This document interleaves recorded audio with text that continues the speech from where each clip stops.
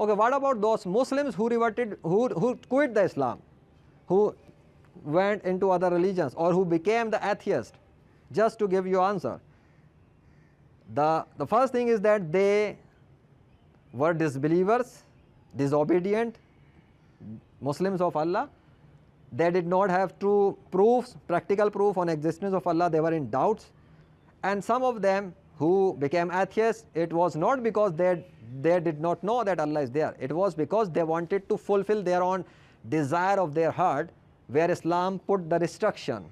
Islam has the restrictions according to the instruction of Allah. Islam has restrictions. So they don't wanted themselves to be bound of those rules as a Muslim. So the only way, escape way, was to quit from the Islam and then do whatever they want to do in their life. So they followed their desire, and they did not follow the command of Allah.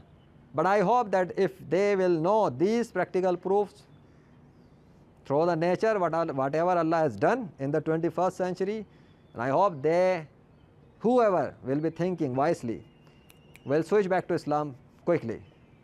But stubborn people, or those who are ego worshippers, they will remain in the darkness, because Allah does not give the guidance to those who don't use their intellect